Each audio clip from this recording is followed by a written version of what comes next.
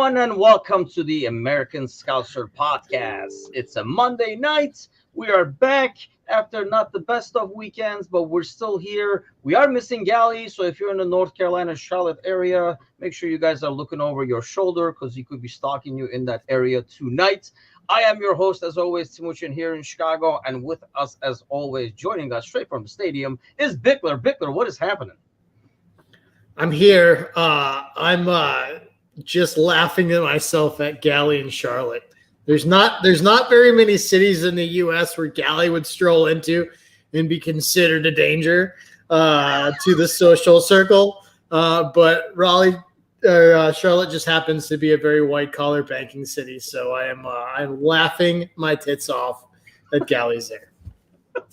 We're hoping maybe he can hop on at some point during the night. So we'll see how that pans out. If he can find a safe area where he's away from his crimes and he can hop on over here. So obviously no Gally means no trivia. So lucky you, since I'm not going to torture you alone. It's not as, it doesn't give me as much enjoyment when I only torture one person. I just want to see two people in pain. That kind of makes my day. So we're going to skip trivia. I do want to make this see the fans want trivia, dude. The fans want trivia. I know you guys don't, but the fans do. So I'm here for the fans, but I did not prepare trivia, so there's that. Let's cover this. If you were taking part, obviously in the fundraiser, we appreciate all the donations there. If you were a part of the silent auction, everything that is for the silent auction has all been shipped out, and honestly, most of them should be received by now. If you do not get them by later this week, please get a hold of Paul Bickler is the name. I'll shoot the email address so you guys can contact him directly and follow up on your shipment. But no, joking aside, yeah, let us know if there's an issue with it. But everything should be at their final destination by the end of this week.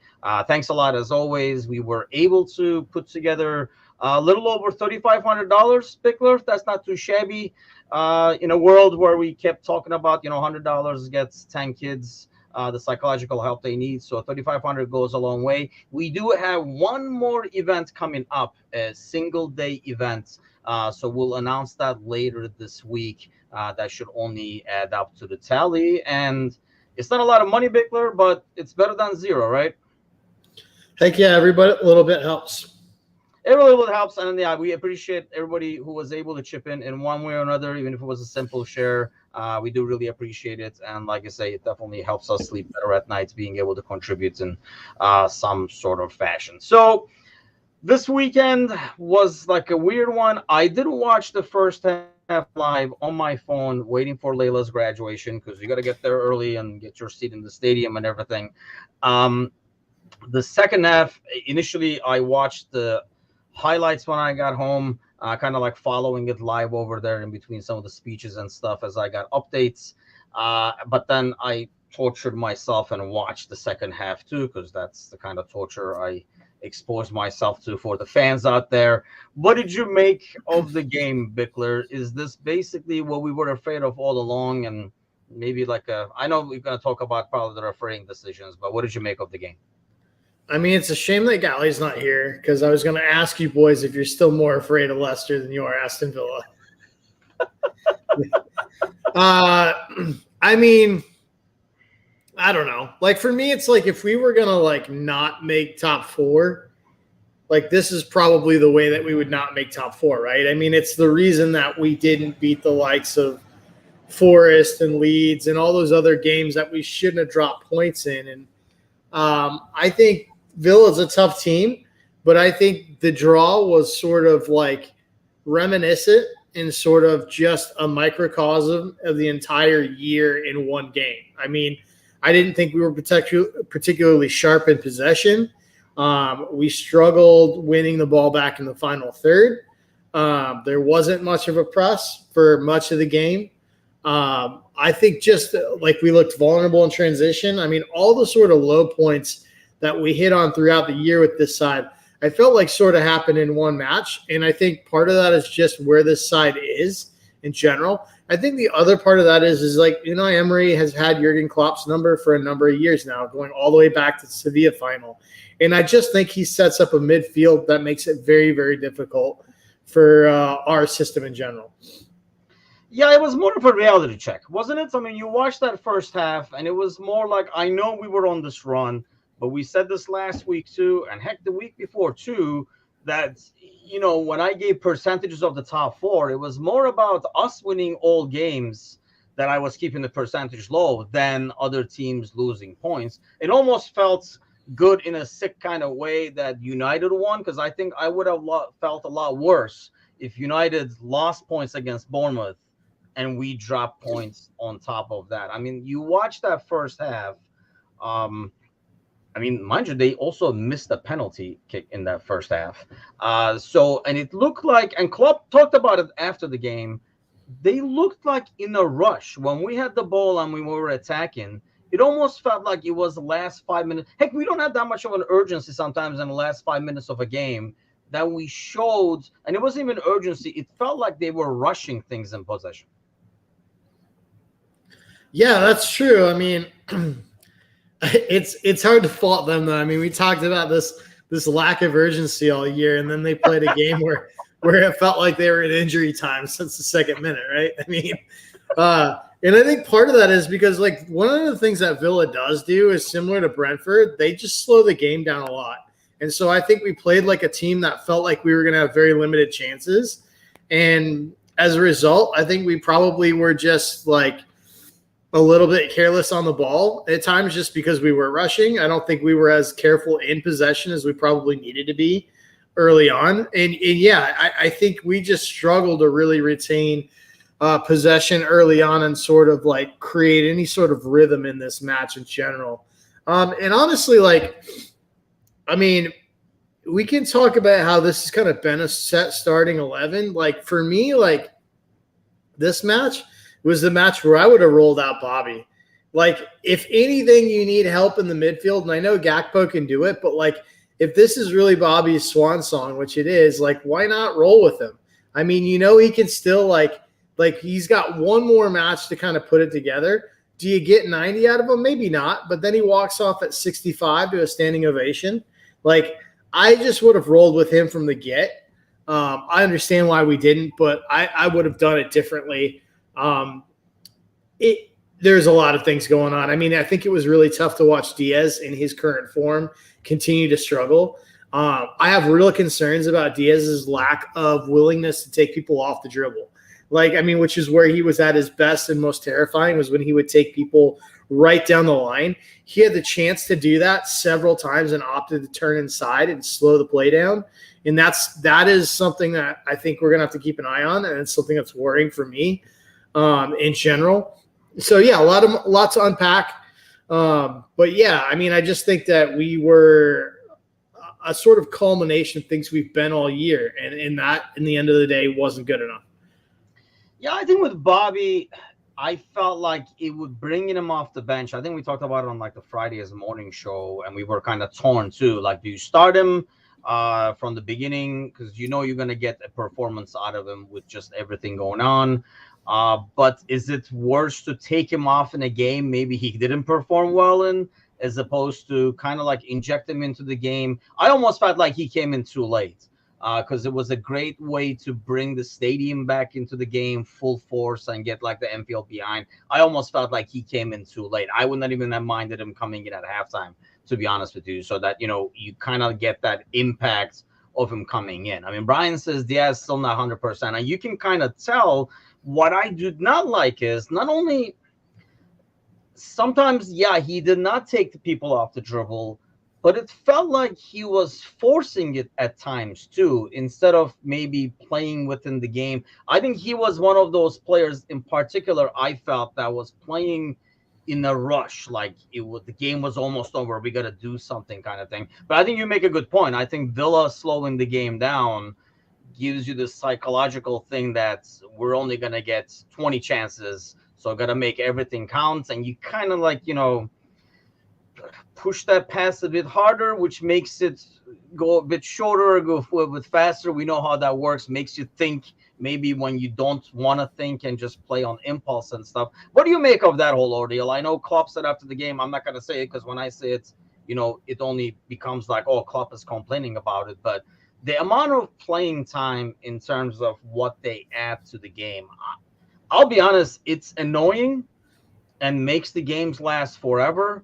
But we saw this in the World Cup, and I see this weekly as I follow the Turkish league.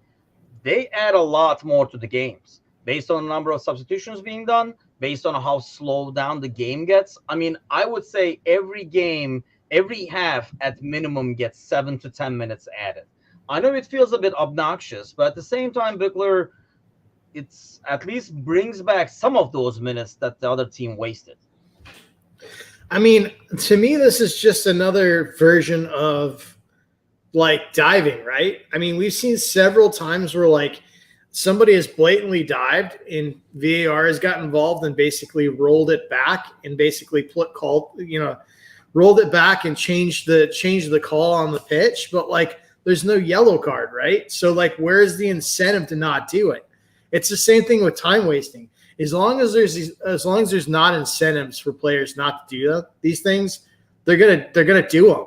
Like, right? Like, I mean, why not? Like, but like there's no incentive for a team like Brentford, for like Everton, like Villa, or any of these sides that often do this.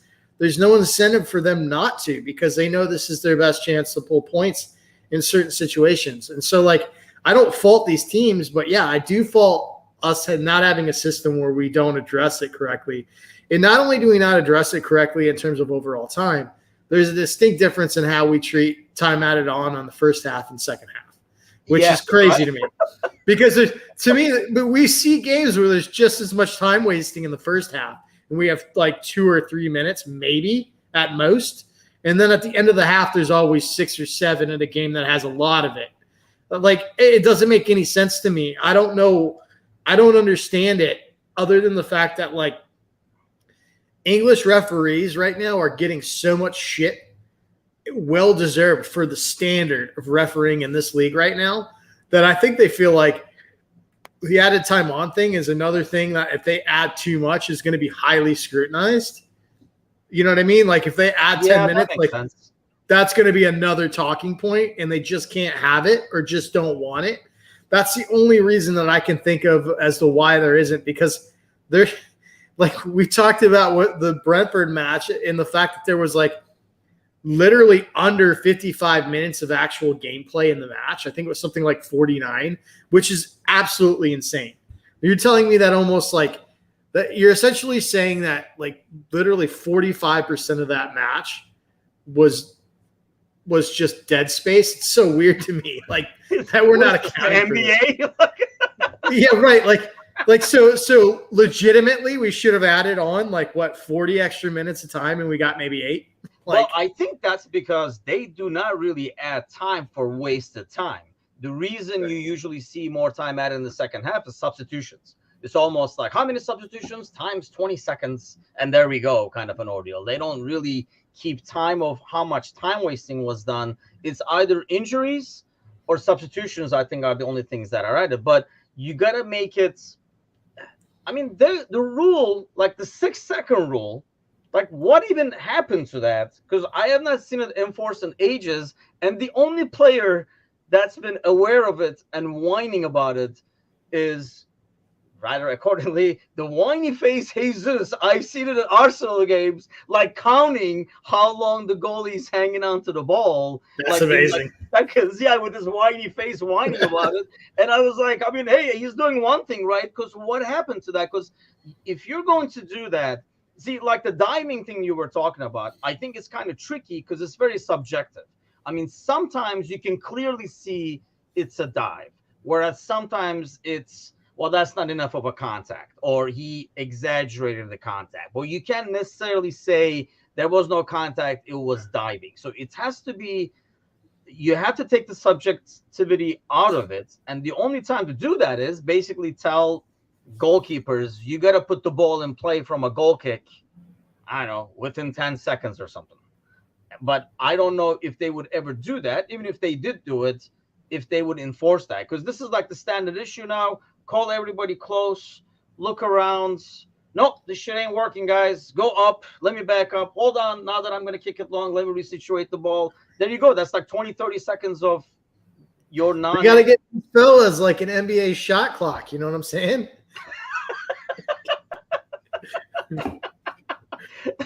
But I mean, there has to be something I think to be added to kind of, I hate to say speed up the game, but be able to punish the team that is not actually playing. These situations require a true playmaker technician to break down size. We like a number 10, Brian says. I really still feel like you're not going to get like an old school number 10 into this team. The best you can do is a player like Thiago, younger, that can kind of play both sides. Because what I'm afraid of is, and I feel like this whenever Thiago comes on, is when you have that number 10, everything else stops. And I think that's what I like about our system. A lot of teams where, like Leicester, like, got to get the goal to Madison. If it doesn't get to Madison, I don't know what we're going to do. So let's give it to Madison and see what he does. And then he kind of like rolls around on the ball and plays kind of like what Thiago does. And then, yeah, once out of 5 possessions, he's going to make that pass that starts like an attack or a cross. But 4 out of 5, he dwells on it too long and he loses it. So in some ways, Bickler, I do not want that old school number 10, but I do want midfielders who can help create more, if that makes sense. I mean, this is tough because, look, we haven't been a true counter-pressing side in probably 2 seasons. But, like, the system is built around counter-pressing in general.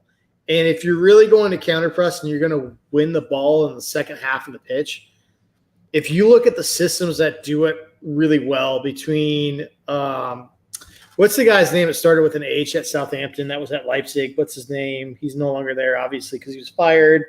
Something. Something Hasselhoff, something. I can't hit him.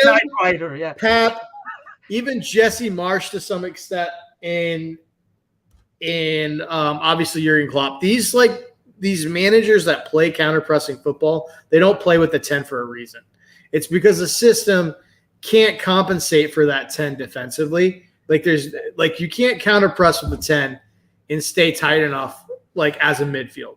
So I don't think that we're going to see a 10 as long as Jurgen's here. I just don't see it happening, which is unfortunate because we have 10s across the board in Harvey and Carvalho. We have players that would love to play that position. I just don't think we're going to see it. But yeah, I mean, I think that just gets back to like the fundamentals of what is the next iteration of Liverpool. Like, what does Liverpool football look like next year? Because if we stick with this formation change, that solves a lot of things between some aging legs in midfield and what Trent's doing well and the additional coverage that provides Trent. It does solve a lot of things. But I mean, this is what City did with João Cancelo, and then they turned around and offloaded him too. Yeah. So we'll have to see what happens with this. I mean, now granted, Pep has run a combination of things, and he's completely reinvented John Stones in the similar formation that we've done with Trent, basically bringing him in as a double pivot. But it will be very interesting to see what this next iteration looks like. But if anything, what I hope it returns to is I hope it returns back to some sort of formidable press that we know from a frontline standpoint and from a counter-pressing standpoint. Because I think our inability to win the ball in the final third has really, really hurt this side this year. Yeah, while you're losing a lot of pieces, it almost makes sense to go back to what you were doing because you still have a lot of those players, especially in your front line. And you kind of recruited along the lines, like along the way, you kind of recruited based on that system, I would think or hope. But then we go back to the newness and stuff. And I wish we could say, hey, over the summer, as we make signings, we'll get a clearer picture of it. But that's what we thought last year. And when we saw Carvalho and all these people, we were like, oh, we must be switching to 4-2-3-1. And wrong. We didn't switch to anything. So it's almost like we're going to speculate over the summer as the new names show up. But then we're not going to really know for sure until the season begins, which kind of makes it scary / interesting at the same time. Before we move on from the game, because I want to kind of like talk about the guys that are leaving and get your take on those things. What did you make of the refereeing decisions? Obviously, the red card situation, as well as the goal that was overturned. Oh, I mean, I I mean, the think we red card played. one, it feels like it's a red card 1 week, it's not the other. Look, we played poorly enough that like I don't want to sit here and talk about refereeing decisions being the reason we didn't win, right? But like Yeah. at the also we just sent in 2 different inquiries to the PGMOL about both, and I think both are probably legitimate shouts. Like my first reaction when I saw the Verge play, like when I saw the free kick go in, my first reaction was Van Dijk looks off, but Yes. when I look at that play, I think it's fairly clear that Konsa makes a very decisive act on the ball, which should theoretically make that onside. So I don't understand. Like what I saw on Twitter and after the match explanation was that they didn't deem Konsa's act deliberate, which I just completely disagree with. And so I think that's wrong. It seems like they have a different, like when you say deliberate, or when I say deliberate, when a normal human says deliberate, let's go that way, you would think it's intentional, right? I would take that as an intentional. You meant to move your body there or somehow block it. To me, it's intent. You try to block it, so therefore is deliberate. Their deliberate is more like willing and able or something, where like you try to bring it down or you try to kick it that way or something like that. They kind of have like this bogus subjective description of it, and I think that's where it kind of falls apart. And why leave all these gray freaking areas? I think this is what, like, and this is the problem. Like, we've introduced VAR or VAR to get rid of this ambiguity and gray areas in the game, right? But now we're reduced to redefining every interpretation of a rule based on the verbiage. And it's just gotten so ridiculous, and there's no consistency whatsoever. Like, yeah. So that one, I feel like they personally, on first sight, I thought they got it right. The more I look at it, the more I hear about it, the more I hate the decision. Yes. As for Gakpo, for me, that is always a red. And I know we had some differing opinions in Discord on this. Like, to me, it's like I understand that most like careers are ended below the knee. Like, I get that. And I understand that's why we call that studs up. But to me, like, now we're redefining endangering. Just because you're putting a player in a position that doesn't mean his career is going to be ended, doesn't mean you haven't endangered the player. And if you're so raking studs down somebody's rib cage or down in somebody's chest, I don't know how you get away from that definition. Like, I don't know how you say, like, oh, well, he was close to the ball. He got ball there. I mean, like, I don't know how you logically maneuver yourself away from that. Like, to me, it's a straight red. And, like, as a former striker, if I had ever done that and caught somebody like that, I'd probably be halfway off the pitch already before they asked me to turn around and look at the card. Really, but you're younger than me. Back in my day, you could get away with that shit. It was a yellow. Like, you were like, it was more of a, my bad. I thought I could get to the ball kind of a thing, and you would just get a yellow, and you would, like, I don't know. I mean, you could just kind of act it out and do the immediate, oh, shit, and then, get a yellow and walk away and be like, stop it either way kind of a deal. But I mean, Brian says making it up as they go. And I think, I don't know, like I said, I didn't see the Discord chat about that one, but I think most of the arguments always go back to comparisons. And I think it should not be that way. So here's the problem with all this, right? So, like, I understand that individual referees, they ref games differently, right? They have different styles. They let more go. Some don't let things go. Yeah. Some are tighter. Like, every referee has their own style, and I think that's totally legit. And I actually kind of like that. You know what I mean? Because, like, I remember even in high school, like, we had certain refs that you just knew there was certain shit you could do and certain shit you couldn't do, right? And even if you get into, like, the first 10 minutes was more feeling it out. Let's see what he does. Yep. Right, exactly. And in the college ranks all the way up through in the United States, it's like the same thing, like, right? But these guys all know these referees here. But my thing about that is if you want to keep that, great. But if you want to keep that, we can't continuously go down this route of, like, trying to universally make the rules uniform across the board in terms of how they read and most importantly, how they're interpreted. Because if we're going to do that, then we strip that away from these individual referees in terms of their style. And like, that's the problem for me is like, all right, so are we reinterpreting these rules and getting it universally across the board on the same page, refereed the same way? Or are we letting these referees ref matches in a way that stylistically coincides with how they want this match to play out in terms of the things they want to see and go? Like, and I think there's just, like, we're not ever going to get an answer that makes supporters happy and makes viewers happy until PGMLO, the FA, all these people get on the same page with how they want this thing to look across the board. Because to me, like, things like VAR and offsides have totally taken one rule of this game and completely twisted it out of context. Like, offsides was originally created to make sure that there was not an unfair advantage to the attacking player. And now we're drawing lines within a centimeter of some center back who's got his back to the entire play walking up, and we're drawing it off the back of his heel. That's not why we created the offsides rule. Like, and the original people that created that rule would fucking laugh about that. Like, yeah, it was it's just stop cherry picking, really, is what it was. Right. Like, we have to decide, like, what was the original intention of these rules and how do we want to, like, how is this supposed to be refereed moving forward? And I honestly don't think there's been enough hard questions asked at that level. And there hasn't been enough intelligent conversation had at that level to make sure that this is universal across the board. And we're doing the things in the spirit of the game that makes sense, because the way we're doing offside rule doesn't make sense in the spirit of the game.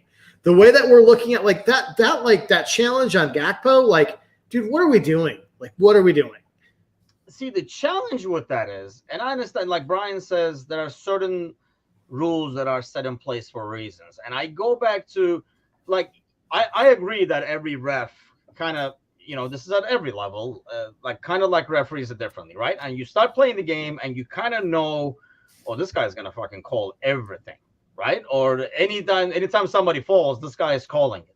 And sometimes you're like, man, I can get all the kind of late kick. As a defender, you're like, I can do these late kicks all day long. This guy is going to let it go. I feel bad for your guy. This guy's heels, because I'm going to be clipping every single time. But those are the only things, like, you know what I mean? Like, those one-on-one, like, physical interactions are the only ones that impacts that. It should not impact the decision that's a red card offense, like the last man or the handball and stuff. Those should not be subjective. Like the other side, yes, you kind of like figure it out and you adjust your game to it. But certain things should be set. I go back to, what you're saying on the offside, which I do agree that it kind of has become like a whole ordeal that is not within the spirit of the rule. But at the same time, if you do not make it with that guy's freaking heel, we're going back to the other problem where you're making it subjective. So is that heel in play? Is that guy's heel important? Maybe his ass was over here instead of there. It would be offside. Whereas you draw a line and it's more set in stone. But at the same time, then we go back to this verbiage problems where, did he make a deliberate contact and stuff like that? So I think finding that fine balance where you let the ref, but I think that's where VAR should come into play. But it feels like VAR is more enforcing what the exact rule says, as opposed to bringing like a different perspective and says, hey, no, that guy had nothing to do with it. It's still in play. He tried to play it. It's a goal. I just think it's weird to me because like we created these rules when the game was subjective now, right? And now we're basically using technology to not make them subjective. And so like then we have to look at like, was that the intent of the actual rule though? Like, would the rule have been written that way if they knew there was going to be technology in play? I don't think there would have been. Yeah, but how would you change the rule? We got like totally different thing over here, but I think there's two things at play. I think there's two major things at play. I think the verbiage in the rules needs to be cleaned up, big time. Right. And I think secondly, like I think we need to look at VAR and ask like, what do we need to use VAR for? Like to me, like VAR has created a lot more controversy and a lot more questions on things than there has been answers. Like, and do like we talked about like, yeah, but was it prevented? We put this in play to like prevent people from like getting screwed out of points when there was clearly an error made by the referee, right? But that's not what we're doing. Now we're screwing people over centimeters, essentially. Like, so like, I just think like in general, VAR has created far more of a mess for this situation and made the situation harder than the referees than before it was there. Because now we have a situation where we have VAR refs in a booth that don't want to call a referee over to a monitor. Or we have referees that are instructing VAR to not have them come to the monitor. So, you know, which is even scarier. Like, so it's created a lot of issues that I don't think were there before. Yeah, I'm torn on that though. I mean, Joanna says there were some wholly questionable refereeing decisions on Saturday, and I agree. And I think that's because, like this, kind of like what Matisha says, kicks near the head tend to be refs, not to be refed consistently. Because yeah, we saw that whole thing with, for example, Jota, which I thought should have been a red, but of course we went and said, well, that dude should not have been on this field at the same time, but it should have been a red. I mean, really, that tackle alone should have been a red. This one should have been a red. And I think the problem now is we're looking at something. I mean, most of the comments that came in for this one that I saw online that it wasn't a red was, well, Jota wasn't a red either. Well, I mean, that just because that wasn't called and it was a bad call should not justify any bad calls moving forward. The justification for Jota that I've seen is that Skip shouldn't have been on the pitch anyway, which is not a justification. Well, that Skip should not have been there anyway. Well, it's not a justification either. Yeah, exactly. It's not like, okay, I mean, that's because it's not there. We should have been like, you should not be here. Let me step on your head real quick. Yeah. This should have been air. You shouldn't have even been here under my feet. But, I mean, that's the problem is when we're comparing these poor decisions to other poor decisions and trying to justify them that way. I mean, I thought Jota should have been a red, and I thought this should have been a clear red. And I think with the Van Dijk thing, that whole deliberate thing. But one thing I do disagree is you have to, because then you're kind of playing both sides. We're saying we don't want it too subjective, but then that heel has to come in play. You got to draw a line. It has to be and I think the bottom line is that verbiage has to cover all freaking scenarios or something. Because when it comes to the VAR, it's almost like a dude over there opening the book. Well, I guess I'm old school. It's probably opening a PDF file now and scrolling down and saying, like, what did we say about this 6 months ago? Yep, that's it right there. It's not deliberate. This all goes back to the fact that I think the Dutch league got this right and how they do the offside rule, where they basically did a thicker line. Yeah, because like, and it feels weird for me to actually come to the table in defensive like defenders in general. But I think it's just so ridiculous. Like, it's so ridiculous. Like, I feel like it's so patently unfair towards defenders in general. It is, but I feel like every sport is doing that. I mean, you look around any pro sports, it's almost like, because it's all about this. I blame the young kids. It's all about like scoring and high scoring and stuff like that. And what's the way to do it? Take away. Pretty soon they'll all be shooting 3-pointers. There'll be nothing. I mean, you know, like in NBA, dude cannot. In NFL, you cannot touch a guy now. You know, you can't sneeze on him. I mean, it used to be. And then, you know, like you look at NBA, people like, you know, if you watch the old Lakers Celtics series, Pistons and stuff like that, now they're like, these young kids will not make it that day. It's like a total different game, and it is going more and more towards. Yeah, player safety has gotten out of control. But I think you know what's funny is they talk about player safety like it's a general wellness thing for the leagues. Like they want the players to have longer careers. The fuck they don't. This is all about money. It's all about money. It's not a coincidence that player safety has coincided with the fact that these clubs are investing so much money into players now. Like, that's not a coincidence. They don't give a shit about protecting your assets more than protecting the players. Right. It's not about it's not about like if these guys have a great life after they're retired. No, it's about protecting assets. And that's why the game's changed. Money ruins everything, I'm telling you. I mean, if we really cared about players and player safety, we wouldn't trot out players who just came out banging their heads on a header and we're like, no blood, you look good. You just try it out Or back out there. wouldn't It has cram nothing to do with 106 PlayStation. fixtures into a season. Yes, exactly. So, but sadly, I don't know. I mean, one thing I'm hoping is they do look at this, and that's what Klopp was talking about in terms of like killing time and stuff like that. We got to really look at it objectively and make adjustments. Will they be? No. So we'll probably continue to get screwed. But the biggest part of the game, obviously, for most of us, was Bobby's last game. Obviously, he was not the only one. Their last home game, I should say. So I kind of wanted to go through all four, and I want you to give a grade out of 10 for their Liverpool career. Okay, so we'll go in the same order that they were introduced after the match. Let's go with your boy. I don't know why he's your boy, but anyway, your boy Nabi.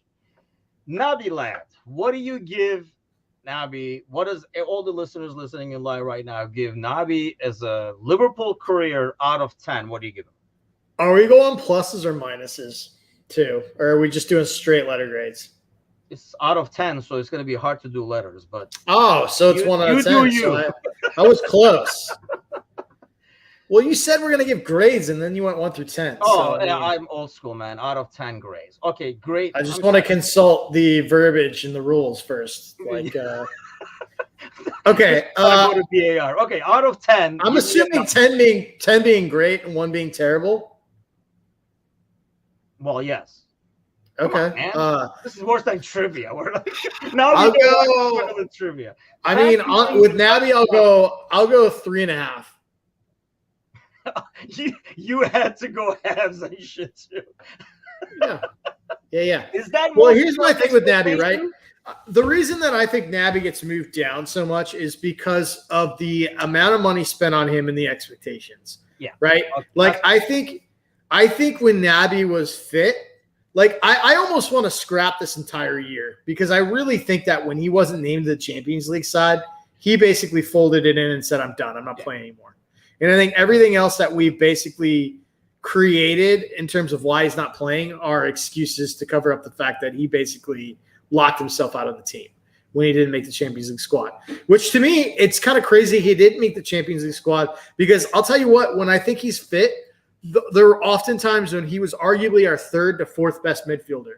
And I think a lot of people don't want to face that reality that he was actually fairly good when he was fit and in the system. I do think that tactically he wasn't a good fit for the system. And I don't think that we vetted that hard enough. Like he never bedded in and did the things that the system requires. And I don't know if he was. Or is it the league? Do you think it's really the system or is it because of how the league is and the system being in that league? I mean, it's probably a combination of both, right? But I think the system demands things in Naby defensively that he's not capable of. And I think it probably yes, I think that he is probably a player that's going to do very, very well in a slower, more technical league. League One, Serie A, La Liga. I think he'll do well in those leagues for sure. I don't know that he would do as well in the Bundesliga, but I think he will do very well in those other leagues. And I think somebody is going to get a player that does really, really well. I think out of all 4 players, he has the potential to have the best career post his move. Yeah, that's fair. And obviously he has more years left in it too. Well, I don't know. Depends on his injuries, I guess. But I agree. I think his next step, we're going to be like, where the hell was this? It's going to be one of those guys where you're going to watch highlights and you're going to be like, where the hell was this guy when he was here? He didn't do anything for us and stuff. He also strikes me as somebody that just personally didn't get along with Jurgen Klopp. Like, I really feel strongly that, like, maybe Naby doesn't do that well with adversity. Like, I think that he is used to being, like, one of the top names on the team sheet. And when it was very clear that he wasn't, and that he was having to earn himself into the rotation, I don't think he responded the way that Jurgen wanted him to respond. And I don't think that helped him.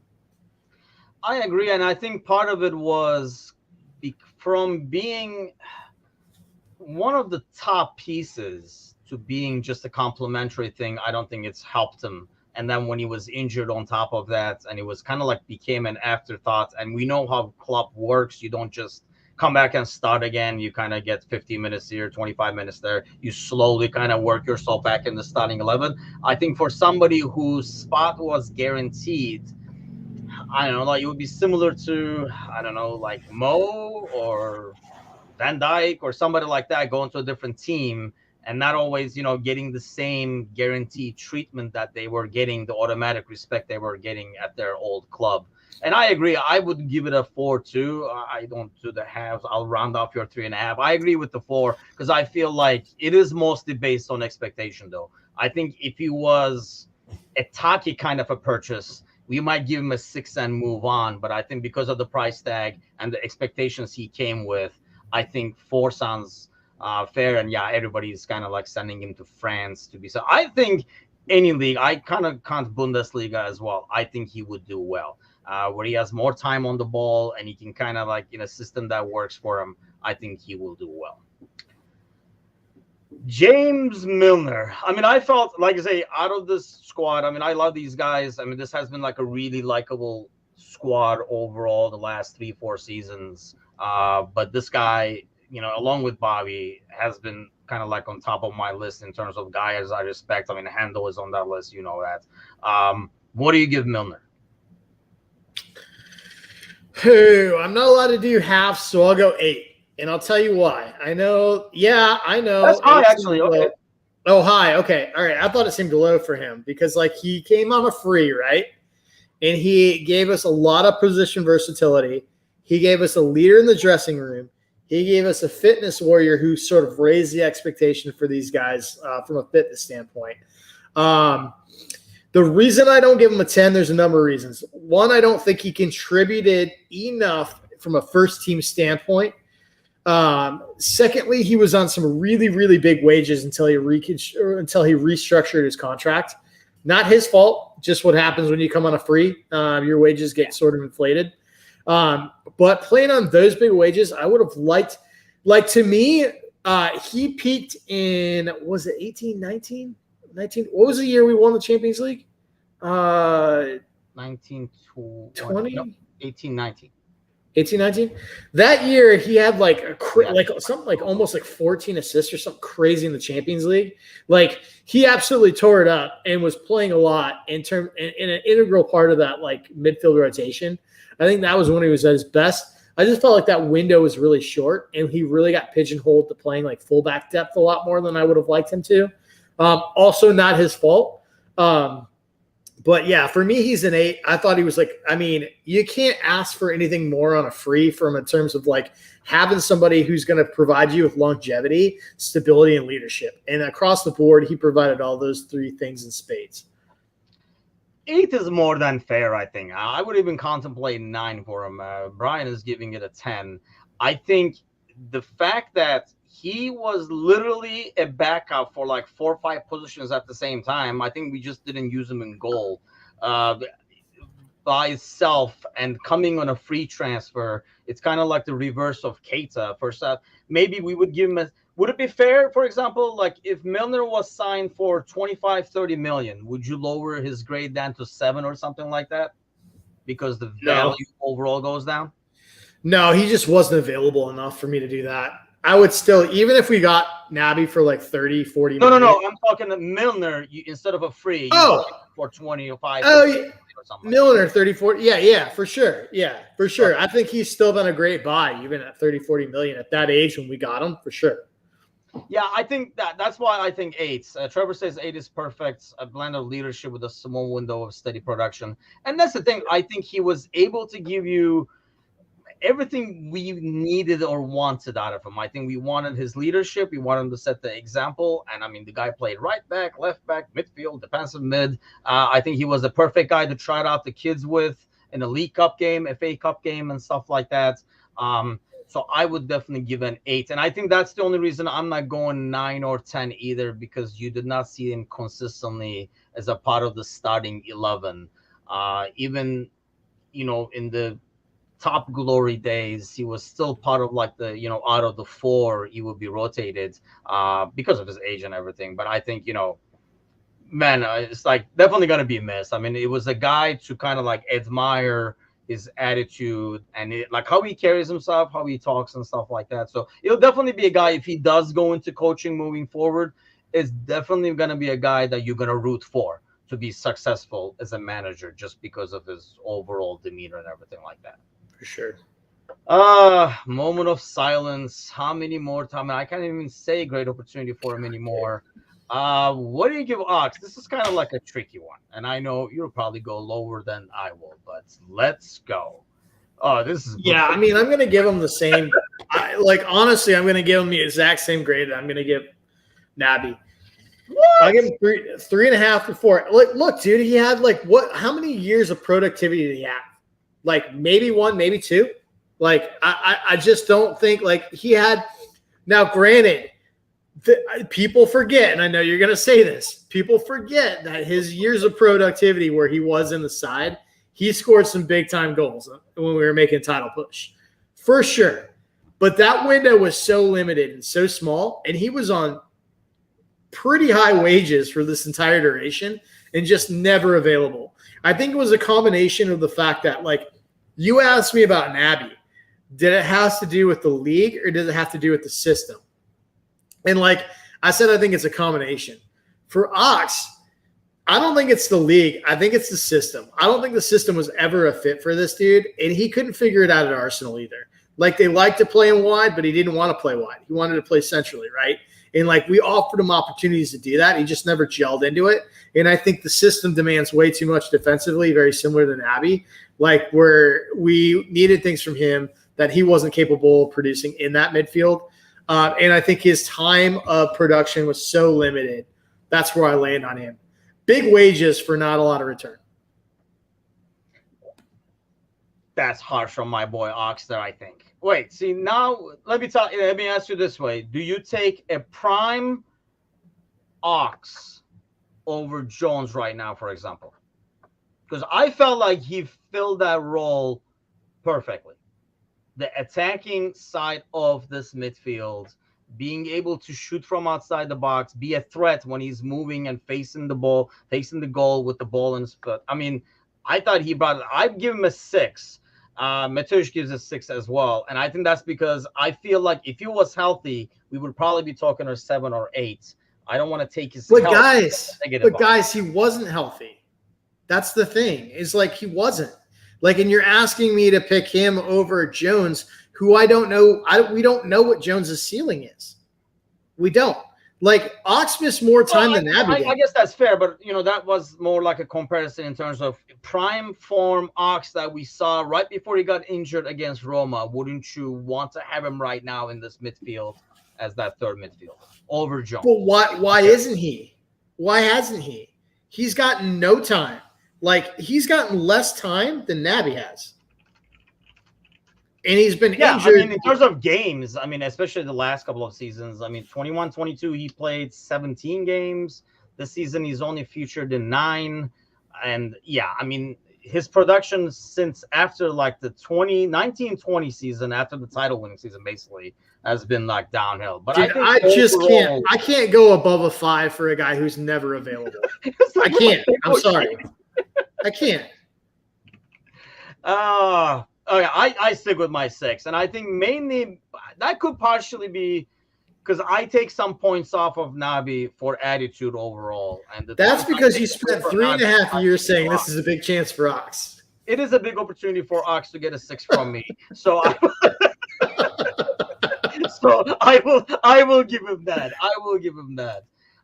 Prime healthy Ox any day over Jones, Brian, but he does give him a 5.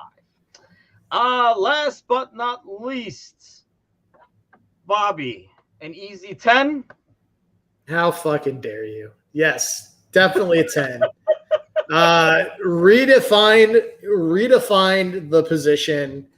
I think there are going to be books written about how he redefined how to counter press out of the 9. He plays a game with a genuine joy that you don't often see with professional footballers. He got as much joy out of making the players around him better as he did scoring game winners. We could probably dedicate an entire pod to Bobby. He is by far my favorite Liverpool player, and it's not even close. Yeah. And I literally woke up with a pit in my stomach the other morning that I dreaded this day for years. Absolutely for literally for years I've thought about there's going to be a time where he plays his last match for Liverpool. And absolutely sick to my stomach about it. But I think almost the way that he's living Liverpool is the perfect way for him to leave. Like his whole bit about this chapter being a beautiful part of his story that's coming to an end in time for him to open a new chapter is the most succinct, poetic, beautifully put way I could actually talk about his career. So it's fitting that only he can sort of put that mark on his career in a way that few could. I am over the moon happy that he's going to close this chapter on his own terms and move on, but I'm absolutely gutted that we don't have 10 more years of him. Yeah, it is. It's sad. I mean, it's probably the saddest. And I watched so many freaking clips. Like, I keep singing the song to myself, doing random things at all times. Like, I was laying in bed, like, I closed, like, it was still playing in the background. I probably watched way too many highlights of him, like, on his last day and stuff. But, yeah, I think easily my favorite guy as well. And I think it's, like, the selflessness more than anything else. And just the way he carries himself. And I think, yeah, that's a big part of it too. The fact that you can see, and not because of only the smile, but you can see the joy he takes in playing the game. And, you know, like there's a lot of stuff, and I know there's like a documentary coming out and stuff about him as well. I mean, you kind of like read about his past and his going. To me, it kind of reminds me of like Sadio in that sense. That was one of the things that I liked about like Mane when he was here. That joy in the face as they're playing the game. And it gives me that thing that, you know, you almost see through them that they appreciate the moments and where they're at in their career. Because there are some players almost like you can kind of tell that perhaps they're taking it for granted a little bit for one reason or another. You look at these, like you look at Bobby and you kind of like almost get that feeling that he appreciates every moment he's getting there. And most of the joy is coming from that. But let's bring this guy on. Speaking of joy, man, straight from his crimes in the Charlotte area, we have Gally here. Gally, good news is you just made it in time for trivia. I did save it for the last part of the show. So, Gally, I didn't know you could get into a hotel with that many stars. Yeah, there's a zero chance I could. Someone else paid the bill. That's why they let me in. So I know you have a limited time, but figured like we'd have you hop on and give us your grades for these guys over here. So to make it clear, because Bickler, as always, was very confused with the grading system. It does go from 0 to 10. So it's a number because, you know, Bickler was confused. He was trying to put letters. And 10, really good. 0, not so good. Look, just because it's not trivia doesn't mean I'm not stalling for Gally still. We had some challenges explaining to Bickler. So, Keita, give me your score for him.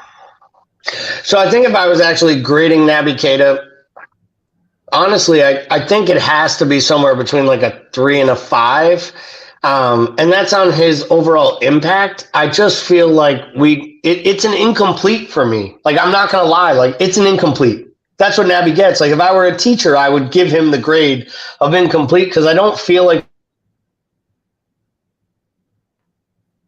and just like fit with what we did. And I don't know we ever wanted to change what we did to fit with him. And I've always felt like that was his number one issue for me, is that he didn't fit and we didn't change to his best play. Now, we're going to get to Ox in a moment. And I know there's a lot of love for Ox, both in our Discord channel and on this podcast, of course, right? But here's the thing, to Paul's point that I heard him say as I jumped on, waiting to come on. Do you realize that in the 10 matches leading up to the Champions League final, Naby Keita did more for Liverpool Football Club in that run than anything Ox did at any of the moments that we remember as highlights? He just did it in a microcosm of what we watched. And we'll get to Ox. So I think with Keita, you know, someone in our Discord channel, I think it was Michael Martin, said, who will have the best next career? And I won't be shocked if it's Keita. I will go on record right now. I believe Naby Keita will go to either Inter or AC Milan and be one of the top 10 players in Serie A next year. The tactics will fit his style. His talents will reemerge. and we will see more of the Leipzig player. Ultimately, he didn't fit Jurgen Klopp. I'm not sure if he hadn't been signed by a different English Premier League club with the right tactics and formation, he might not have become the star we thought he would be. But I got to rate him on what I saw, so he's a 3 to a 5. So we'll go with a 4 then? You're making it stricter than Bickler, for God's sakes. I'll give you a 4. He's a 4. He's a 4, but when he played and our tactics fit his style, I believe he was an active, productive member of this side. I just don't think Jurgen Klopp actually likes setting up tactics that met his skill set. Yeah, I think like we talked about, it was partially I don't think he's physically built for Premier League personally, but I think we were talking about earlier that I think he will make it well, and obviously he has the age advantage over these other guys as well, so he will do well next time. Since you talked about a lot of Ox already, let's jump to him first. What do you give him? And I think like we talked about, Keita's grades being slightly lower due to expectations as well. What do you give Ox? I'm going to give Ox a 5, and here's the thing. He cost a lot of money at the time. It was a kind of shockingly, is it a gamble? $35 million for an injured player from another top 6 side that has kind of failed to bet in. Here's the thing. He was the next great star at Southampton. He couldn't play enough to actually become a star. He was the next great England star at Arsenal, never found a position, couldn't stay healthy enough to actually earn minutes. Came to Liverpool as a last desk, and everyone was like, this is great. He's so good. He fits Jurgen Klopp. He's going to be a stud. And the guy's just never been able to stay healthy. And to Paul's point, I think it gets lost, the fact that he's only had one injury in the last 2.5 years, yet has still not been able to even be a regular on the bench. Klopp didn't even feel he deserved a spot on the bench in his last match for the club. A spot that could have been Carvalho's for one day or one of 8 defenders. And I think it kind of, to me, speaks more to his whole time here as a whole. It's just a sad story of wasted talent, in my opinion, when it comes to Ox. So I'll give him a 5. Milner. James Milner, because he was free, let's just give him I'll give him the +1 to his number. I'll give him an 8. They won everything. He was brilliant. He was awesome. But here's the thing about Milner. He taught this team more about winning than he actually did about playing on the pitch. And I think they needed it. I think he made Henderson better. I think he made every single person there better. And I'm going to say something no one wants to hear. I honestly believe James Milner made Jurgen Klopp better, which is why Klopp was fighting to keep him. I think he needed him and wanted him. And if it wasn't for him, I'm not sure we have any of the success we had, honestly. Yeah, I think you can tell Klopp values that leadership, and he's more about team building. And that's why I think he probably values Hendo and Milner more than anybody else. Before we let you go, let's get a few words of Bobby. We're kind of know the grade, I think, but give us your take on Bobby. Yeah, so just because I'm Bickler and I like a 1 to 10 system that breaks the fucking rules, I'm going to say Bobby Firmino's an 11 because I'll always remember the number 11 who showed up. And I've said it all the time. It saddened me when he gave up his number. I grew up the skinny white kid from New England wearing number 11 all his life. The first jersey I had for Liverpool Football Club was a Bobby Firmino number 11 because I love the number and the player. I love the passion he had, but more importantly than anything, Klopp made him great, but honestly, his progression through this side is arguably one of the most fun things I've ever watched as a Liverpool supporter, because let's not kid ourselves. For the first 2-3 years, he was every bit the mixed bag that everyone else was. Was he overhyped? Was he overpriced? Was he the Brazilian from Hoffenheim? Was he good enough? Was he a 10? Was he a 9? He just wore number 11, and we didn't understand it. And I think Klopp figured it out. But ultimately, whether it was Brendan Rodgers, whether it was Klopp, whether it was Pep Linders, everyone knew his value because his smile and his presence on the pitch made people around him better. But more importantly, it made the team more fun to watch and support. And I'm never going to forget that. When you say it all, I can come up with 20 different moments, including that goal on Saturday afternoon. But the thing I'll never forget is going to be his smile. Yeah. And it's not the one with the fake choppers. It's actually the one that showed up from Hoffenheim that still couldn't speak the language the day he left town. But he just showed the love and admiration for the club and for us supporters. And it pains me that he's leaving, but I think it's best for everyone because I don't want to watch another year where Bobby Firmino makes 14 appearances and looks a wonderful, beautiful shell of himself. He should go somewhere he can play minutes that are meaningful. And I think, again, wherever it is he lands, Barcelona, Juventus, somewhere and he could go to PSG, honestly, and probably run the goddamn league, play with Mbappe, and imagine the freaking movement he would give and the space he would create for him. But ultimately, it doesn't matter where he goes. He's going to be great, but this is the biggest thing. He will always be goddamn ours. And I'll die on the vine on that. When he goes out, people will remember him as a Liverpool football player. I don't know about Milner. I know it is an Ox, but Bobby Firmino is ours. And for that, I'm so goddamn proud. Yeah, I think so. I mean, I was just reading earlier today about his smile, and that's something like from his like childhood all the way. I mean, that the joy that the guy plays with, and he's just like always. And it's like a great dude to be around. I can already tell. So, well, Gally, thanks for hopping on, man. Don't cause too much trouble over there, more than we're gonna read on the news. So let's leave it at that. Take it easy, buddy. Bye, guys. Oh shoot.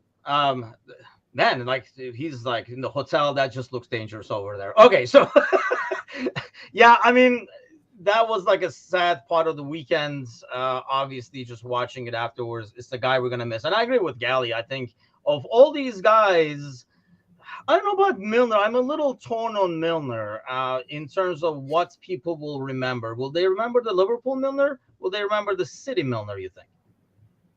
Because I thought he brought a good point. I mean, I think, you know, Keita, God knows anything. And honestly, it could be his next team, like we were talking about, where people remember him for, you know, if he goes there and plays like 4 or 5 years or something. But for Milner, you think when people look back and think Milner, what jersey is he going to be wearing? I don't know. That's a tough one because I don't know. When I think of Milner, I still think of Leeds, as weird as that is. Really? Because I know, yeah. Because I mean, he's a Leeds kid, like, you know, and that's where he came up through the system, and you know that's where he was rumored to return to.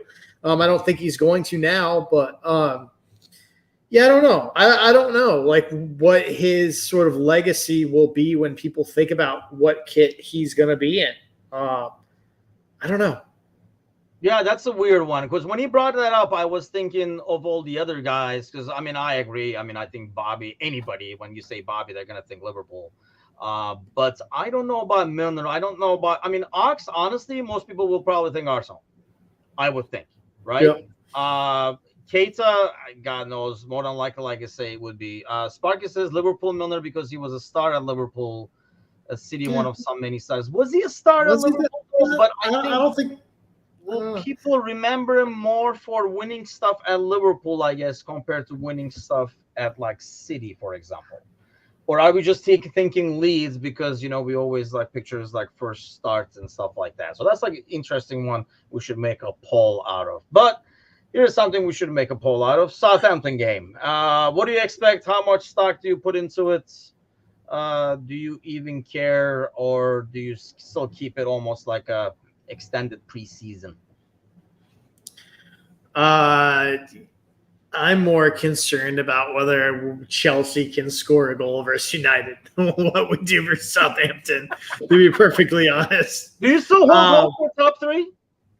I will have hope. Like, you know, as the constant pessimist on this pod, I know this is a weird look for my brand, but like, I will hold on to hope until there is none. Like until Chelsea pessimism, yes. Yeah, until Chelsea lays a dud, I will remain hope that there is no ocean too big for United to drain.